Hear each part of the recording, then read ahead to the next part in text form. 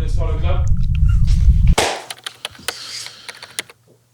Bonjour à tous, bienvenue dans ce podcast de la Sound Academy, podcast qui vise à accueillir les plus grands ingé-sons, beatmakers, DJ et donner de l'ambition aux artistes de demain. Donc aujourd'hui, on accueille Pilou, Pierre-Louis Courtieux. Salut tout le monde. Donc je me présente Jérémy Attia, cofondateur et dirigeant de Sound Academy. Et je me présente Tim, cofondateur et dirigeant de la Sound Academy également. Salut Pierre-Louis. Salut comment les gars. tu vas?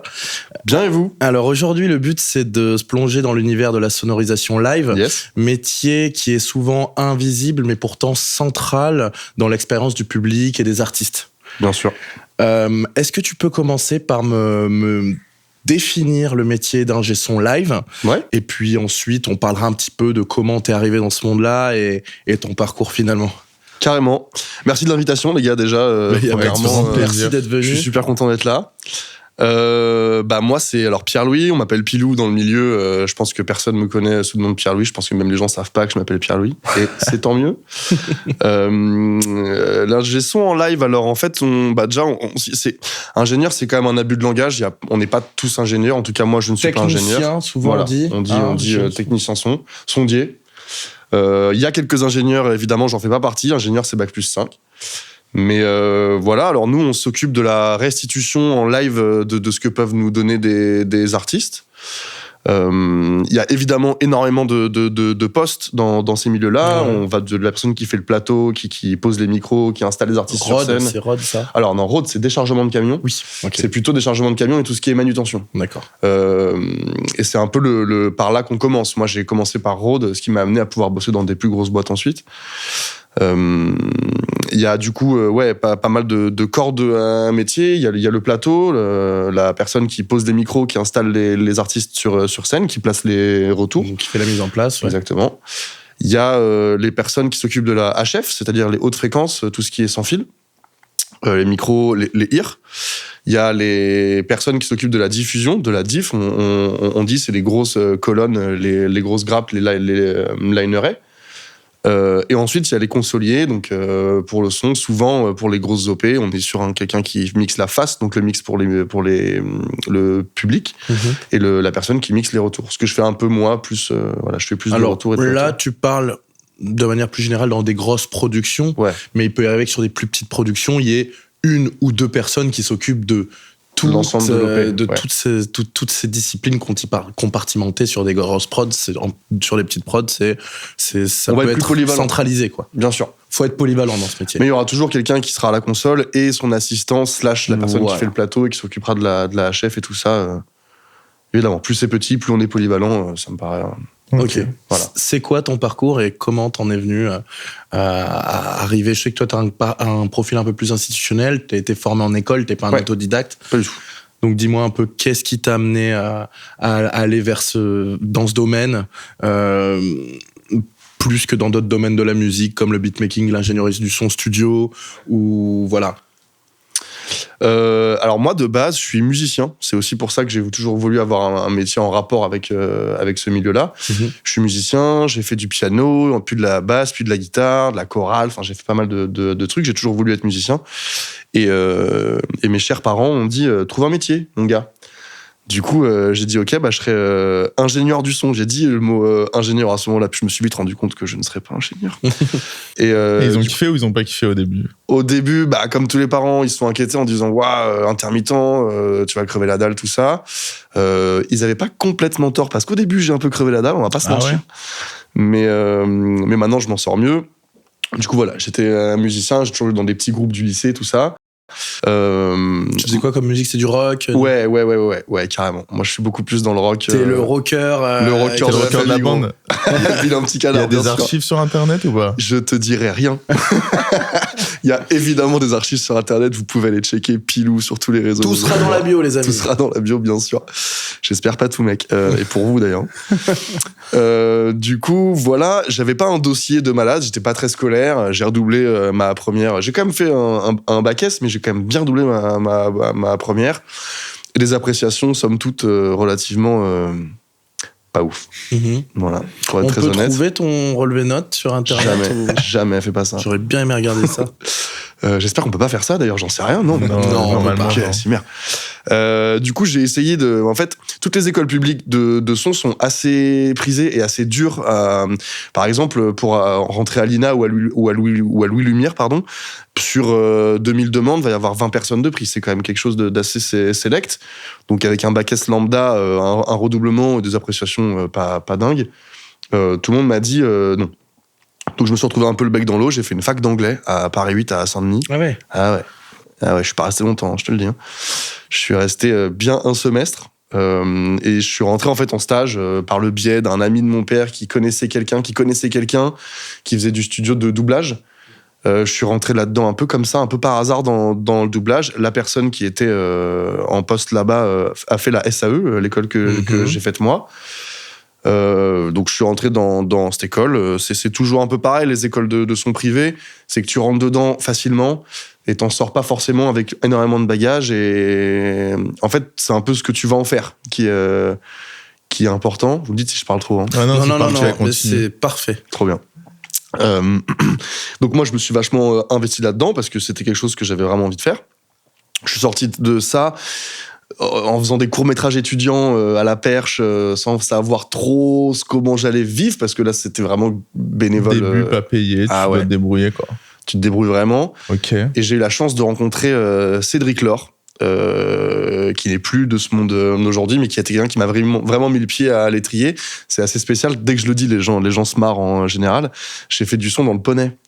J'ai vraiment fait du son dans... Et c'est comme ça que t'as rencontré Cachel. Mais Antoine Cachel, si tu nous vois, grosse dédicace à Cédric Laure. Grosse dédicace. Bien Cachel, sûr. Bisous Antoine.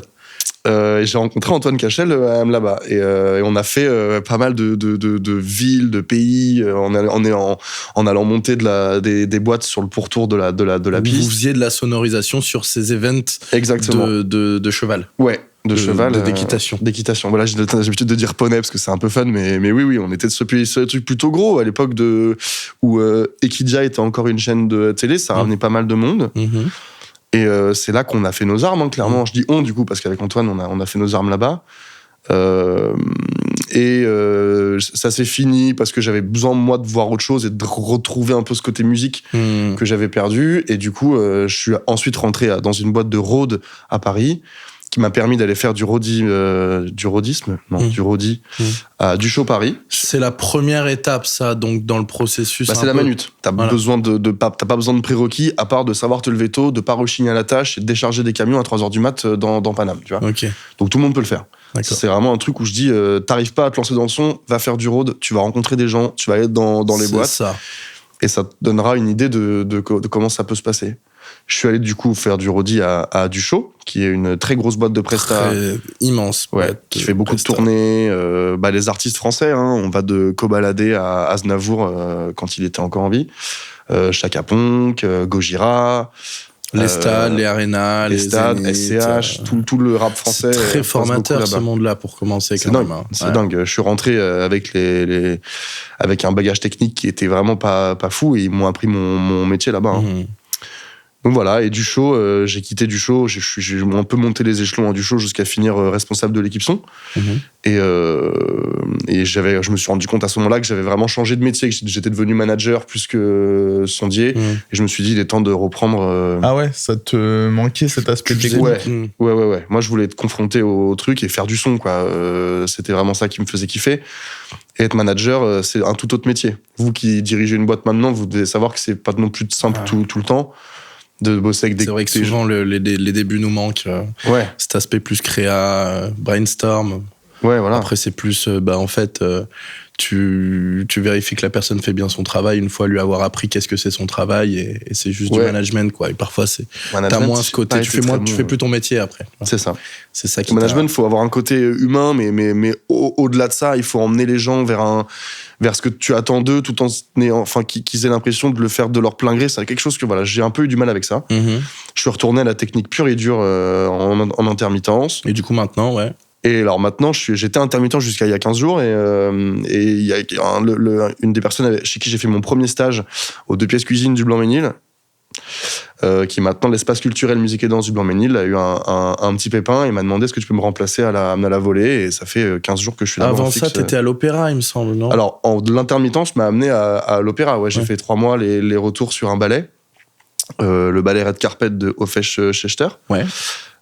J'ai fait la tournée de la Flamme Olympique aussi avant les JO, donc on a fait 60 villes en 60 dates, c'était intense. Balèze. Ouais. C'est un truc qui te porte et qui te maintient dans ce métier de devoir t'adapter toujours à des projets qui sont différents, de la musique, de la sonorisation qui passe par.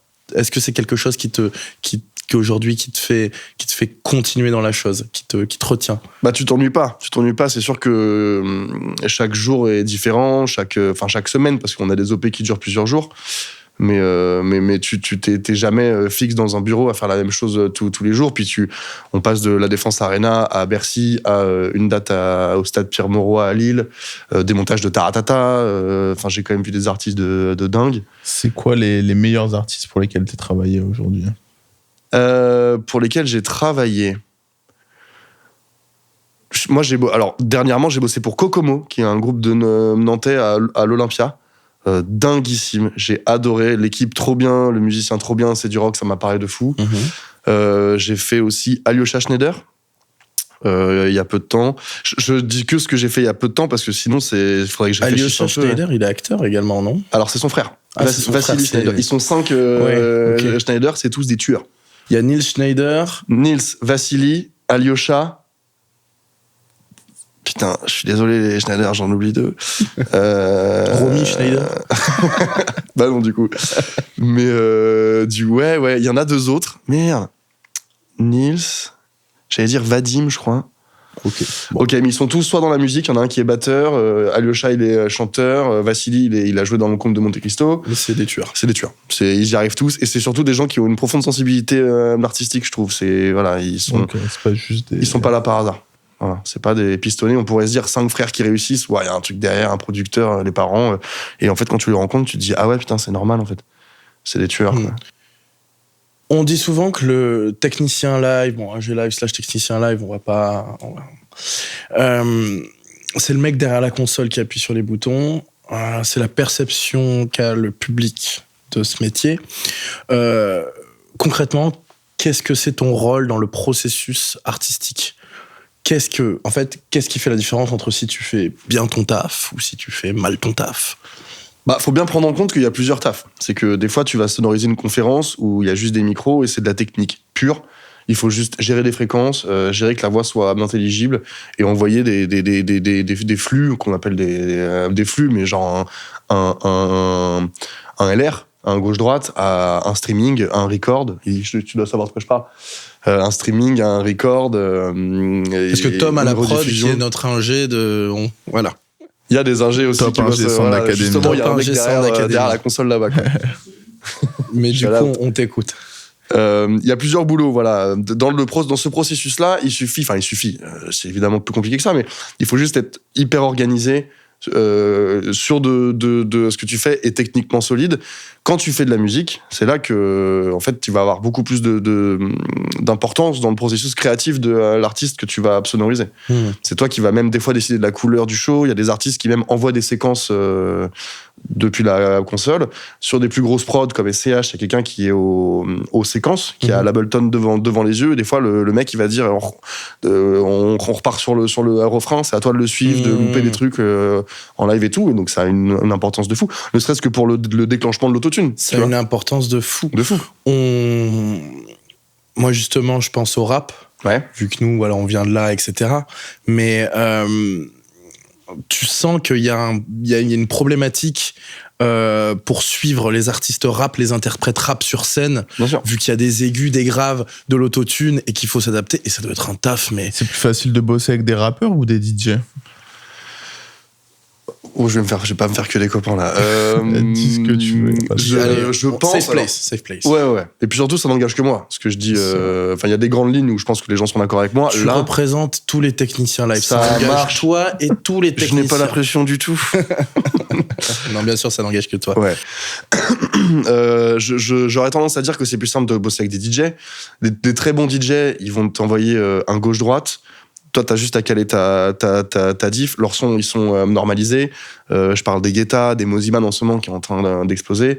un concert de rap, déjà souvent il y a quelques icônes sur scène, il peut y avoir un batteur, il peut y avoir un bassiste, un guitariste, enfin je pense à pas mal de prods de rap en ce moment où il y a des gens sur scène quand même avec eux, donc il y a plus ce côté live où du coup il y a plus de micros, plus de sources, donc il y a plus de boulot pour moi à avoir sur rap. Il y a encore plus de boulot sur les concerts de rock, où là vraiment la qualité du micro, la qualité de l'ampli, la qualité du placement de micro devant ton ampli a une importance capitale par rapport au son que tu vas rendre, quoi. Donc j'aurais tendance à dire DJ un peu plus simple à faire sonner que des groupes où il y a plus de sources. Voilà. Ok. Toi, vu que t'es bon, tu fais sonner tout le monde. Alors moi, j'essaie de faire sonner tout le monde au maximum. J'ai pas fait beaucoup de DJ ni beaucoup de rap en fait, parce que ce monde-là est aussi compétitif à mort. Okay. On arrive tous en disant on veut mixer les Stones. Enfin pour moi c'était les Stones. Pour d'autres ça va être Niska, tu vois, ou Nino. Peu de gens y arrivent, mais tu auras forcément de toute façon des projets à mixer. Et il faut se dire que faire du plateau est tout aussi important. Faire de la HF c'est tout aussi important. Le mixeur tout seul, il peut pas faire grand chose. Il est avec sa console tout seul, ça va pas fonctionner. Donc, comme une équipe de foot, tout le monde est important, les ailiers comme le goal, autant que les attaquants. C'est aussi un processus qui est assez collaboratif. C'est-à-dire qu'il y a vous d'un côté, il y a les artistes sur scène. Par exemple, le moment des balances, il faut savoir travailler ensemble. Et est-ce que des fois, tu te sens frustré parce que ou la connexion passe mal, ou l'artiste est pas pro, il vient en retard, il fait pas les balances, et t'es obligé de t'adapter. Je vais lâcher des noms, les gars. Tu peux lâcher des noms, hein. Attends, je vais pas faire ça, je vais me faire retrouver dehors, gros. Ouais, en fait, le côté humain est ultra important dans ce taf. Maintenant, j'ai tendance à... Dès que les gens me disent en mode « Ah, lui, c'est un connard », j'ai entendu ça de plein d'artistes reconnus. C'est pas forcément vrai, parce qu'il y a des gens... C'est un taf pour eux. Ils sont en 130e date de tournée, ils sont rincés. Tous les soirs, ils doivent envoyer la prune. Mais techniquement, oui, il y a des artistes qui se pointent pas aux balances. Moi, j'ai fait... j'ai complètement lâché un nom. J'ai fait un concert à Bercy d'un ancien rappeur très connu... en 5 lettres. Ouh là là, alors. ROH2F, allez hop. Pas lui, hein. Mais en fait, il avait énormément d'invités sur scène, que ce soit les mecs de la Mafia Qu'un Free, tout ça. Il a ramené énormément de gens. Il y a plein de gens qui sont pas pointés aux balances et qui après ont râlé parce que le son était pas comme ils voulaient. Je dis, bah oui, mais les gars, on avait 2 heures de balance, on a eu 3 pélos. Donc à un moment, vous étiez dans les loges, il était le moment de venir, donc le côté humain. Et toi, t'es obligé de fermer ta gueule et t'adapter. C'est ton métier. T'es là pour ça. Si tu commences à t'embrouiller avec les artistes, c'est toi qui vas te tèche beaucoup plus vite que l'artiste. Oui, on est quand même, tu vois. Bon, toi, tu dégages. Bah non, pas virer le gars. On va virer le technicien qui, potentiellement, n'a pas su garder son calme. J'imagine que, oui, en effet, si tu t'embrouilles avec David Bowie, il aura vite raison de toi. Alors là, j'aurais du mal à m'embrouiller avec David Bowie, il faudrait que je le réveille, mais ouais. Le côté humain est ultra important dans ce taf. Et en parlant du côté humain, est-ce que, vu que c'est un milieu qui est quand même assez difficile, tu l'as dit au début, tu dois faire tes armes en tant que manutentionnaire, etc. Est-ce que toi, tu as l'impression d'avoir parfois, quand tu as gravi les échelons petit à petit, dû faire face à des managers, des responsables qui te manquent de respect, ou des choses un peu difficiles, où tu as toujours été entouré d'une équipe bienveillante, etc. Et c'est quoi un peu de manière générale, quels ont été les obstacles, je pense que c'est ça. Les gens sont-ils soudés dans le milieu, ou est-ce que parfois c'est pas si simple que ça? Parce qu'on perçoit ça quand même de loin comme un milieu difficile, compliqué. Je compare pas ça non plus à la cuisine, hein, mais tu vois, où il faut bosser, t'es sous pression, t'as des exigences de temporalité, de temps, faut finir vite, etc. Est-ce que parfois il y a la pression qui rend le truc toxique et qu'il y a des choses, des fois des situations qui dépassent l'entendement? Ouais, bah en fait comme dans tout milieu, il y a forcément des gens avec qui ça va matcher et d'autres qui vont être déjà pas forcément heureux. Donc quand t'es pas heureux dans ton taf, tu le fais ressentir sur les autres. Ça a pu m'arriver quand moi j'étais manager. J'ai pas du tout la prétention de dire que j'ai été un très bon manager. J'étais pas formé pour ça. Il y a des gens qui doivent pas avoir une super image de moi, comme d'autres avec qui je m'entends très bien. Moi j'ai eu des managers plutôt toxiques avec moi. Je parle pas de la personne est toxique, mais la relation qu'on avait du coup rendait le truc toxique pour moi. Et moi qui suis un grand anxieux, oui, la pression, des fois, elle est ingérable. Enfin, moi, moi qui suis musicien, je suis plus stressé d'être à la console que d'être sur scène.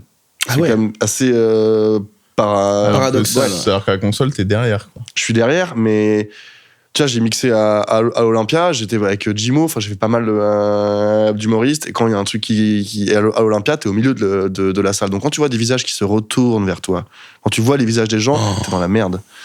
Faut pas les voir, faut qu'ils regardent la scène, faut justement pas qu'ils te regardent. Et quand tu... Ça t'est arrivé ça déjà? Pourquoi? Il se passait quoi? Est-ce qu'on peut avoir une anecdote?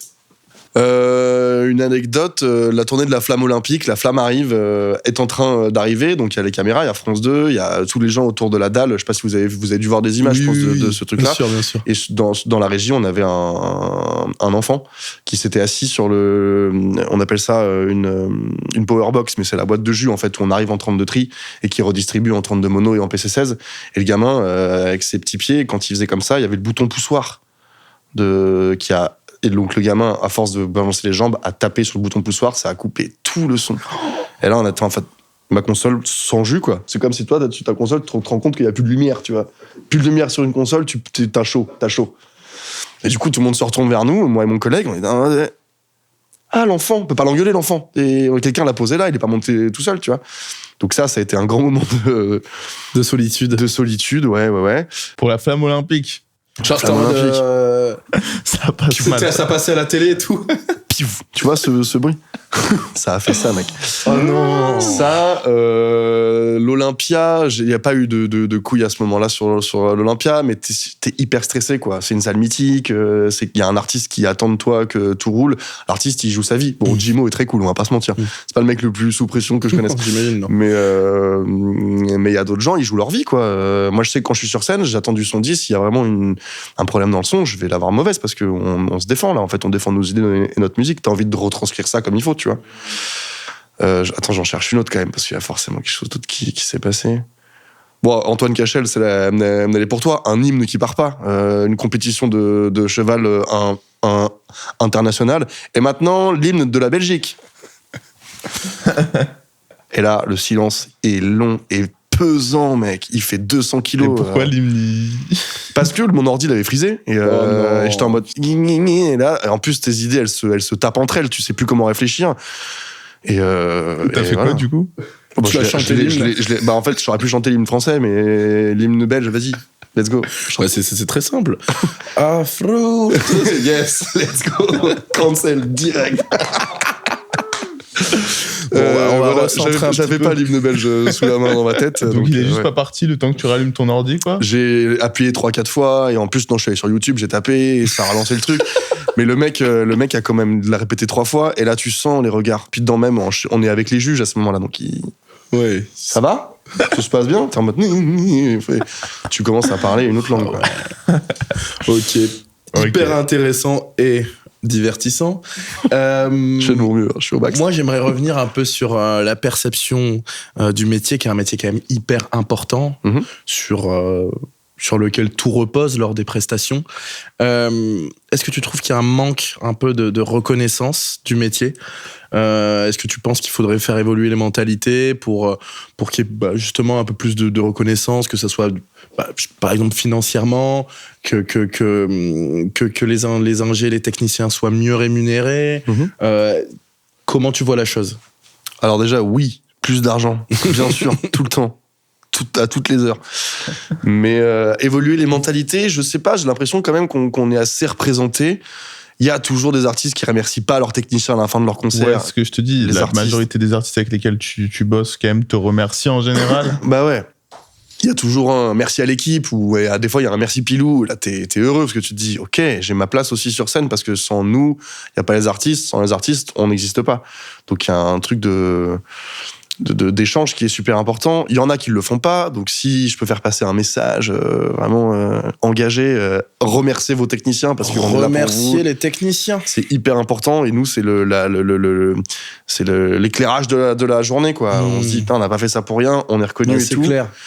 Et le régime intermittent est super important. Donc plus on est représenté, plus moins on aura tendance à taper sur le régime intermittent. Ces derniers temps, j'ai l'impression que ça se calme un peu.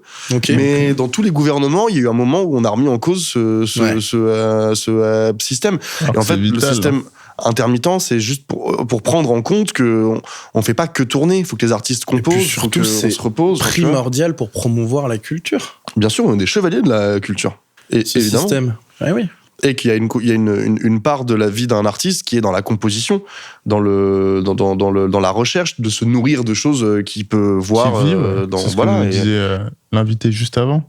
Bah ouais, mais s'il vit pas, il compose pas, et il se nourrit pas de choses. C'est vital d'avoir ses creux. Évidemment. Et on a la chance d'être en France. Là, si je peux, un gros big up à ce pays qui quand même nous permet de faire ça. Il y a pas beaucoup de pays où il y a des statuts comme ça. Il y en a d'autres pour la culture. Mais je sais pas. Okay. C'est hyper intéressant comme question. Pas trop aux États-Unis, quoi. Alors, aux États-Unis, c'est sûr que non. Il y a aucun doute. Je pense qu'en Europe, tu vas avoir des choses qui ressemblent. J'espère en tout cas, parce qu'il y a quand même des teams. Ça t'empêche entre guillemets d'exporter ton métier. Si demain t'as envie de pratiquer ça ailleurs, c'est plus compliqué, quoi. Ouais, je pense qu'il y a plus un système de sous contrat, en fait. T'es sous un contrat avec une boîte.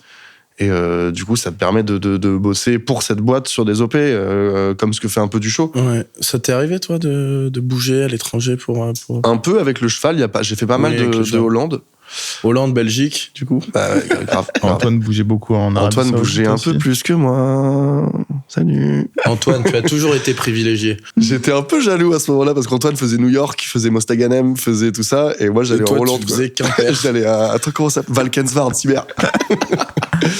Mais non, mais j'ai toujours adoré bosser avec lui. Il y avait pas de machin, il était là depuis plus longtemps et c'était normal. Mais ouais, ça pouvait être pas mal. Là, normalement, j'aurais dû être aux États-Unis en ce moment avec le show que j'ai fait à l'Opéra qui est parti. Il y a eu tout un débat sur le fait que l'équipe voulait que je parte, mais la prod était en mode bah non, on va prendre un mec sur place. Ouais. Et du coup, le mec sur place a gagné parce que pas de billet d'avion, pas d'hôtel. Enfin, hôtel peut-être un peu, mais. Et du coup, j'aimerais qu'on recentre sur l'aspect plus technique, puisque on l'a peut-être pas précisé, mais Pilou est un de nos formateurs, très bon formateur d'ailleurs, à la Sound Academy, avec qui on a de superbes retours. Pour toi aujourd'hui, c'est quoi la différence entre un bon ingé son live et un ingé son live qui débute? Quelle sensibilité, quelles compétences ça nécessite? Et surtout, sur l'aspect technique, comment tu bosses? Les logiciels, les instruments, la manière dont ça fonctionne. Et pour compléter la question, comment tu te situes dans le process entre les exigences de rigueur technique et de l'autre côté la sensibilité artistique pour travailler? La question était longue, attends, je la refais dans ma tête. Pour pas. Quelle est la différence entre un bon ingé et un ingé lambda, ouais. Voilà. On veut que tu nous parles technique, en gros. Ouais. Ok, ça j'ai capté. Ça parle technique, et surtout, est-ce que le métier c'est juste toucher des boutons ou il faut quand même avoir une sensibilité artistique ou c'est vraiment juste un truc de techos, quoi? Il y a de tout. Évidemment que je vais pas dire que c'est qu'un truc de techos. Il y a des OP qui. Beaucoup pensent ça. Mais en fait, il y a des OP quand tu fais un truc où c'est juste un président d'une boîte qui va parler à ses salariés. On reste sur la musique. On reste sur la musique, ok. Donc non, évidemment, en musique, il y a évidemment une sensibilité artistique. Repose-moi ta question, excuse-moi, Jérém. C'est quoi un bon ingé? Voilà, ok. Il y a des ingés qu'on va appeler des pouces-boutons. Des gens qui vont vraiment, qui vont mettre on appelle ça de l'eau dans des tuyaux. T'allumes pour que son micro aille dans son retour. Et c'est comme ça que tu commences. Et c'est normal, il n'y a aucune honte à ça. Les ingés sons un peu plus jeunes vont pas commencer à les trifouiller dans les effets, les réverbes. Et dès que tu passes un peu ce stade-là d'avoir mis de l'eau dans des tuyaux, de juste dire mon micro il rentre ici, déjà c'est quand même déjà une compétence en soi de gérer tout ce qui est format. Je sais pas si vous êtes trop Dante, tout ça vous parle un peu? Ouais. Allez, ça marche. Tu vois, Dante, il a dit ouais. Dès que ça monte dans les aigus, c'est qu'à mon avis, c'est mort. Il y a déjà une compétence technique qui est factuelle, c'est qu'il faut se repérer et il y a plusieurs. Il y a le micro qui rentre dans ta console, il faut faire le gain, il faut l'envoyer dans ton master, il faut que ça rentre sur des enceintes, que ce soit des petites ou des énormes. Donc déjà ça c'est un peu compliqué au début, il faut quand même savoir ce que tu fais. Les consoles ça fait flipper quand t'arrives sur une console, on dirait que tu vas faire décoller un vaisseau. Ça clignote de partout. Les grosses consoles. Maintenant je suis plus sur les grosses consoles que sur les petites, mais oui, quand t'es en studio chez toi t'as peut-être moins besoin d'avoir beaucoup de tranches ou quoi. Mais quand t'arrives sur des consoles qui sont déjà QL5, CL5, SD12, SD7, tout ça, au début, tu flippes. Hein. T'as des switches RJ qui clignotent, donc il y a quand même une compétence technique. Au-delà de ça, dès que tu fais de la musique et que tu pousses un peu la chose, comme ce que j'ai pu faire à l'Opéra les 3 mois, mai, juin, juillet, Là, en plus, les artistes étaient des gens qui venaient de l'opéra, donc ils sont hyper tatillons, ils ont une oreille beaucoup plus précise que la mienne. Moi qui ai tendance à faire du rock et à envoyer dans les ears, ils étaient un peu choqués, donc il fallait que je fasse plutôt dB par dB. Le batteur, il voulait une certaine reverb sur sa caisse claire, donc tu commences à diguer un peu, à aller écouter les reverbs, à dire donc là, l'aspect sensibilité artistique, c'est primordial. Primordial, c'est hyper important. Lui faire une belle reverb qui soit gaieté, qui prenne pas toute la place, ça va pas. Dans ses ears et que ça dure 2 ans, le gars il va mettre 3 coups de caisse claire, donc ça va, tu vois. Donc tout ça, tu commences à vraiment diguer. Là, je vais rentrer dans le très technique, mais dans le sidechain. En fait, t'expliques tellement bien, on voit que t'es un bon formateur, que en fait c'est très technique, mais ça paraît simple quand t'en parles. Donc bien vu. Ouais, cool, c'est hyper bien. Du coup, je comprends, donc ça veut dire que c'est simple. Je dis pas que je suis débile, hein, mais assez profane en la matière. Rigole pas, Jérémy. Je vous laisse entre vous pour la bagarre. Il y a tout ce qu'on appelle les sidechains, ça veut dire un compresseur. Voilà, ça dans la techno et dans le Peura, je pense que vous avez dû en avoir un compresseur, quelque chose qui va compresser le son, c'est réduire le niveau entre le niveau le plus fort et le niveau le moins fort. Donc qui va tendance à, je sais pas si on comprend bien quand je fais ça, mais qui a tendance à épaissir le son, qui est moins d'écart de dynamique. Et un sidechain, ça veut dire qu'on va rentrer un signal qui va déclencher ce compresseur. Ça veut dire que par exemple, je veux compresser ma voix, mais je parle sur de la musique. Je veux que la musique soit forte quand je parle pas, et quand je parle, hop, que ça baisse un peu le niveau fort. Donc je vais mettre ma voix en sidechain dans le compresseur. Et du coup, là, pour revenir à cette batterie qui m'avait un peu posé des problèmes, donc je rentrais les signaux de la batterie pour que dès que le gars tape sur un fût, que ça puisse en baisser d'autres, ça puisse baisser d'autres micros. Bon, on va pas s'éterniser là-dessus parce que ça va fatiguer tout le monde, mais voilà, évidemment que la sensibilité artistique, dès que tu fais de la musique, elle est importante. À part si t'as un système de malade, un musicien de malade, que t'as juste à mettre un micro devant et que le gars il va te chanter, tu vas te mettre à pleurer parce qu'il chante trop bien. Là c'est simple. Freddie Mercury, il avait pas non plus besoin de autant de traitement qu'un mec moins bon, tu vois. Donc moins le gars est bon, plus c'est à toi, au technicien son, d'aller rattraper les trucs. Donc avec les rappeurs, ça doit être. C'est ce que tu voulais dire tout à l'heure, et t'as pas voulu. J'ai pas voulu, tu sais, faire trop de mec, j'ai lâché ROH2F, j'ai des problèmes. On veut te mettre dans la sauce, t'es ici pour ça. Bien sûr. Et j'adore la sauce. Mais forcément, les rappeurs ont plein d'autres qualités, mais ils percent pas pour leur qualité vocale. C'est ça. C'est pas des chanteurs, tu vois. Il y en a. Yamé, là, dernièrement, qui a explosé, il chante très bien. Mais oui, je sais pas, Maître Gims, il chante. Il chante la guerre. Ah ouais, il chante. Quand j'y chante la guerre, ça veut dire il chante, c'est trop bien. Enfin, il a quand même une puissance de fou. Il y en a quelques-uns, mais disons que c'est pas la majorité du rap. Enfin, ils percent pas pour ça. Bien sûr. On a tous le souvenir de l'autotune qui bug sur PNL je sais plus où. On a tous le souvenir de ça. Ouais, j'ai entendu un. Oh là là. Ok. Moi, j'avais une question, je l'ai oubliée. Du coup... Non, vas-y. Donc, pour rebondir sur l'aspect technique, est-ce que tu as l'impression que c'est un métier dont tu peux faire le tour in fine, puisqu'il n'y a pas 1 milliard de fréquences, il n'y a pas 1 milliard d'effets, il n'y a pas 1 milliard de types de musique, ou est-ce que tu penses qu'en fait, tu vas toujours te renouveler, toujours apprendre une nouvelle manière de mixer en live, toujours apprendre une nouvelle compétence ? Je saurais même pas forcément te répondre, je sais pas. La technique évolue toujours. Les processeurs sont de plus en plus petits, donc de plus en plus puissants. Il y a de plus en plus de plugs. Moi, je vois des configs aujourd'hui qui me font mal à la tête. Mais est-ce qu'un jour tu vas au bout de ça ? Peut-être, mais il y aura toujours un truc qui va sortir encore.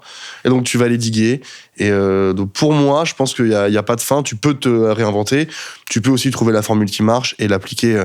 Il y a des gens qui mixent tout le rap français. Et je pense qu'ils partagent le rap français à 4 personnes. Ah ouais ? Ah ouais. J'allais te demander, c'est qui un peu pas tes idoles, mais des grosses rêves ou des mecs que tu respectes de ouf dans ce milieu parce que tu les trouves extrêmement forts. Un peu ton mentor, ton goal, je sais pas, un mec qui a 60 ans, qui a fait tout le monde. Moi, j'ai des gars qui sont plus de mon âge en plus. Je vais pas citer les grands Popeye, Rodolphe Malo, je sais pas si Popeye est prévu il passera pour le mois prochain. Ou le mois d'après, je sais plus. Popeye, il a mixé une bonne partie du Peura. Il est là depuis. Ouais, il est. Ah, si pouvoir Popeye, c'est quand même une dinguerie si vous pouvez l'avoir. Il sera sur ce canapé-là et tout. Tu nous prends pour qui, Pierre-Louis? Je l'ai côtoyé en plus. Je sais pas s'il se souviendra beaucoup de moi, mais Pilou du show, peut-être qu'il peut-être qu'il pourra mettre un visage sur un nom. Il y a des gens que moi j'ai vu percer, j'ai vu grandir dans ce milieu et qu'aujourd'hui, je pense à Guillaume Moisan, je pense à Valentin Frenot, je pense à Federico Barco qui donne des cours avec moi, qui me remplace les cours que je peux pas assurer. Et Federico, bien sûr. Tu pourras nous donner les contacts pour les inviter Bien sûr, ici mais bien sûr. Valentin Frenot, c'est celui qui fait toutes les séquences de SCH. Vous parlez du mec qui fait l'Ableton, qui est un pote à moi. Federico, il donne des cours à son académie. Vous le formateur. Ouais, voilà. Moi, je l'ai jamais rencontré, mais on a tellement des très bons retours sur Federico. C'est lui qui m'a formé. Et on va le faire venir, il n'y a pas de souci. Franchement, si vous pouvez l'avoir, c'est une tuerie. Guillaume Moisan qui mixe Leto beaucoup, qui fait les retours pour Black M beaucoup, fait beaucoup de Que Black. Enfin voilà, il fait le plateau des fois. Enfin, il y a une vraie team. Que Black qui est un très bon performeur en live. Ouais, aussi. Ça tue. Il y a des musiciens, mon pote, surtout. Ça tue. Touche un peu à l'afro. Ouais. Faut que ça envoie de la guitare, de la percu. Le drummer, il est sur toutes les prods en ce moment. Voilà, c'est ces 3 noms, moi, que Valentin Frenot, Guillaume Moisan, Federico, Raphaël Pochon. Enfin, c'est que des gens que j'ai beaucoup admirés et qui. On va devoir un peu accélérer parce qu'on arrive à la fin. Ouais, c'est tellement intéressant qu'on pourrait. Non, mais. Je pensais être stressé, j'arrête pas de blablater. Non, tu nous fais kiffer. Cool. Comment les évolutions technologiques font bouger le métier ? Ça commence à faire quelques années que tu es dans le métier. Est-ce que tu as vu des choses bouger ? Est-ce qu'il y a eu des gros changements majeurs via la techno ? Pour le coup, l'IA, je dirais que c'est peut-être un secteur qui te concerne, enfin pas te concerne moins, mais va moins chambouler d'un coup ce qui se passe en live en fait. Le jour où il y a une IA qui pousse les boutons, c'est quoi ? C'est du coup c'est l'évolution des consoles. C'est quoi ? Il y a toujours des nouvelles consoles. Il y a rien qui change. Il y a on est passé de l'analogue au numérique beaucoup déjà. Ça date. C'est à l'époque Pink Floyd et tout. Je vois qu'il y avait un vinyle de Pink Floyd là. Tu vois, c'est à cette époque-là que ça va. Évidemment qu'il y a eu un énorme chamboulement. Il y a toujours des gens qui t'ont dit non, mais l'analogique c'est mieux. Aujourd'hui, on entend beaucoup moins. On se rend compte que la performance des préamps, le numérique le fait aussi bien. Et niveau possibilité. Et puis aussi, les boomers passent l'arme à gauche. Évidemment. Alors, c'est pas, je leur souhaite pas de passer l'arme à gauche, mais je leur souhaite de fermer leur gueule. Mais. Voilà, donc l'analogique numérique, évidemment, révolution. On n'a plus ce genre de révolution. Il y en a qui vont me dire, mais si, il y a une machine je suis pas assez poussé dans ce truc-là. Je pense que moi, je suis pas du tout le meilleur dans ce milieu-là. Je me débrouille, je fais ce que je sais faire. T'es modeste, Pilou. Donc, t'es une référence dans ce milieu. Je prends le compliment. T'es le boss, Pilou. Non, donc tu penses que là, on est sur un plateau et qu'il va pas y avoir Il y a toujours des nouvelles consoles qui sortent et des nouveaux trucs, mais pour moi, il n'y a pas eu de maxi révolution ces derniers temps. En passant, pour quelqu'un qui veut s'essayer à la sono, commencer, se lancer un petit peu dans ce monde-là, vraiment sans prétention en tant qu'amateur, quelle console, moment qu'est-ce que tu recommandes surtout ? Quelle console tu recommandes ? Quelle approche tu recommandes ? Et la troisième question, c'est quoi pour toi la Rolls des consoles ? Oh, waouh. En fait, il faut le niveau matos, il faut passer sur du Yamaha. Pour moi, c'est ce que tu vas le plus rencontrer dans les salles de concert, à QL1, QL5, CL5. Behringer aussi, non ? Behringer, la X32, la X32, dernièrement, tu la vois beaucoup. La même chez Midas, que Behringer a racheté Midas. Midas, c'est laquelle, du coup ? M32. M32 Midas pour M comme Midas. X32 Behringer. Voilà. Je suis pas ultra fan de ces consoles, on va pas se mentir, j'en ai une là dans la salle où je bosse, une M32, elle me rend un peu ouf, mais hyper commune aussi, c'est bien de le voir. On a les Allen Ennis, on a les Digico. Je pourrais pas te donner une console que je préfère. Je vais me faire rouler dessus si je dis que moi la DM7, je l'ai adoré, j'ai bossé à l'Opéra avec, je l'ai adoré. Tout le monde m'a dit en mode c'est pourri. Je suis en mode gros, j'ai trouvé ça génial. Pourquoi ? Bah ouais. Pourquoi ? Comment tu justifies quoi ? C'est quoi ? En fait, c'est le. Parce que je suis rentré dedans. C'est l'ergonomie. Ouais, je la trouve jolie. En fait, c'est con, mais comme une guitare, en fait, tu vas être attiré par un truc qui te permet. Je la trouve facile de prise en main. Il y a 2-3 trucs qui changent par rapport à la CL. Sinon, la CL5, je dirais pas la plus basique, c'est la plus utilisée. Et tu mets une CL5, tu la prends vite et tu la verras partout. Et ça te sert tout le temps de savoir gérer une CL. Les Digico, je crois que vraiment, de ce que j'ai entendu, on m'a toujours dit que les Digico c'était trop bien, et je les gère pas énormément. Je sais qu'il y a énormément de possibilités, et tout ce qui est SD7, je crois que c'est la grosse avec les Engine AB là. SD7, je crois que on pourrait dire que c'est vraiment une machine de guerre, quoi. Ok. Voilà. Moi, j'ai une question. Faut-il se former à l'ingénierie son live? Faut-il se former pour devenir technicien live? Oui, dans la question, il y avait aussi quel parcours. Moi, c'est très intéressant qu'il pose cette question. J'aimerais rembobiner au tout début de ce podcast quand tu as parlé de, je vais pas nommer l'école, mais l'école que tu as faite, où c'est difficile de sortir avec un bagage. Moi, les retours que j'ai eu beaucoup, j'ai pas fait d'école d'ingé son privée, mais moi, les retours qu'on a beaucoup, et c'est aussi pour ça qu'on a mis en place, nous, notre dispositif, c'est que, en fait, on te vend plein de pans de métier pour qu'à la fin, tu n'en maîtrises aucun. C'est-à-dire que tu vas arriver... Tu fais tout à peu près. Tu fais tout. On te dit, tu vas faire du studio, tu vas faire du live, tu vas faire de la prise de son, de la prod, tu vas faire du sound design, machin. Et en final, tu pratiques tu pratiques beaucoup sur peu de choses. Et c'est pour ça que nous, on a mis en place ces formations-là. C'est pour justement faire du hands-on, faire que de la pratique. Et intensivement. Alors, tu passes forcément par de la théorie à un moment. Oui, il y a toujours un peu de théorie. Est-ce qu'il faut se former? Il y a toujours des tueurs qui vont arriver à faire de l'autodidacte. Moi, j'étais pas du tout comme ça, à aller diguer les trucs et tout. L'école que j'ai faite m'a donné la base de la base. En nous vendant, vous serez tous ingé studio. Je peux vous dire que sur les 30 pélos de ma formation, enfin, un mec et meuf, on est 3 à bosser dans le son et on est 2 dans le live. Il y en a un qui a monté son studio et qui arrive à survivre comme ça. Mais le studio, c'est bouché de chez bouché. Maintenant, avec les cartes son, un Mac, un Pro Tools, tu fais aussi bien que dans un studio pro. Donc les studios, c'est pour moi un rêve qui m'a paru inatteignable très vite, et j'avais besoin de rentrer dans l'art et d'envoyer du son dans des grosses boîtes dans des stades, boîtes pour enceinte. Donc pour toi, c'est possible de faire ça en étant autodidacte, mais il faut quand même se former. Il faut à un moment. Faut quand même se former à un moment donné et passer surtout par de la pratique, quoi. Bien sûr, ça il faut toucher. Il faut mettre les mains dans le cambouis. Et en sortant de l'école, il faut aller s'exercer. Tu sors avec le I de ingé son et il faut choper toutes les autres lettres après, tu vois. Très bien. Mais ça, tu le passes en faisant des stages, en faisant du road, en suivant des gens. On te donne les clés, on te dit c'est comme ça, c'est comme si. Quand tu sors, va foutre les mains dedans, évidemment. Ok, merci. Du coup, tu peux nous dire le mot de la fin, un conseil pour ceux qui veulent se lancer, et même un conseil pour les gens qui te suivent, qui t'ont déjà vu, un petit mot de la fin. Écoutez, il y aura toujours des gens pour vous dire c'est compétitif, ça marchera pas. Il faut se lancer, il faut faire des stages. Les stages, c'est hyper important parce que il faut faire de l'alternance aussi. Il faut faire des petites formations et pas hésiter à aller toquer aux portes, quoi. Faut aller voir tout simplement. Voilà, quand je suis arrivé à Duchot, j'ai entendu qu'il y avait un poste qui s'ouvrait. Je suis arrivé le lendemain à 8h en disant moi j'ai commencé hier. Juste vous étiez pas au courant. Et je pense qu'ils se sont dit, le mec, si on lui dit non, il va brûler le bordel. Donc ils m'ont Sérieux, c'est passé ça ? Je suis allé tous les jours. Je suis allé tous les jours en disant, moi, c'est moi le gars, je veux rentrer dans cette boîte, c'est là que j'apprendrai. J'ai senti que c'est là que j'apprendrai mon taf.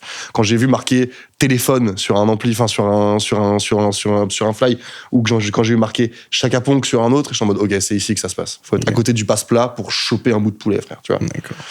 Donc voilà, n'hésitez pas, croyez-y, allez toquer aux portes, et il n'y a pas de raison que ça fonctionne pas. J'en suis la preuve humaine. Merci Pilou. Merci Pilou, c'était très inspirant. Incroyable. Trop cool. On vous remercie d'avoir suivi ce podcast et à bientôt on vous pour dit la à suite. bientôt. Salut. Ciao.